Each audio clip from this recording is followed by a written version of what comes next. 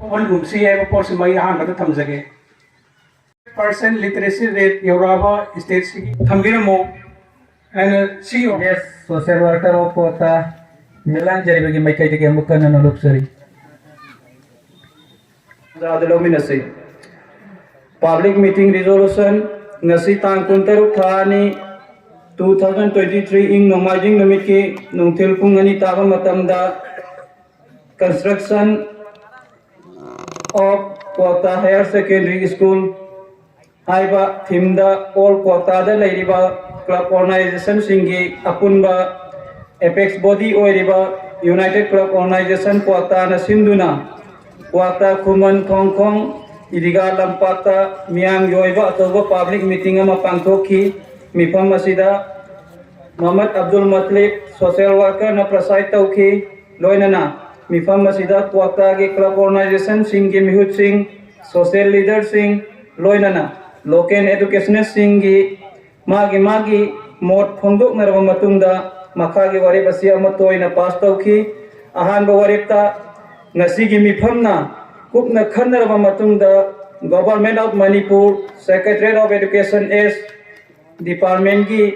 14 November 2022 की order number 11/3/ITI SE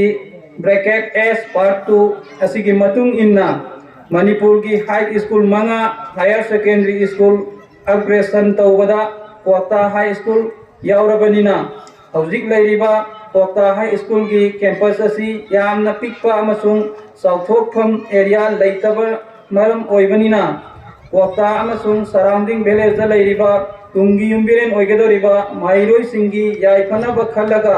Kota gi mayaisu oiriba Kota marunglo lamhang asida sabinaba mari leinaba authority da haijaba aina amato aina lemnare ani suborepta ngasi ki public meeting na lauriba warep singi copy mari leinaba government authority da thaduna khanganba loinana Manipur ki chief minister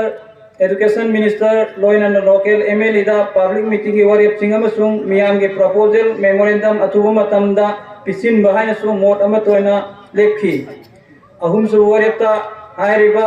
higher secondary school asi sanaba United Club Organization Kota na sanchi lakpa kongjang khudingmak Kota praja khudingma namatoina support to bahaina su amatoina lekhi loinana makha ge club organization singamati social leader singasina mifam asida saru yakhi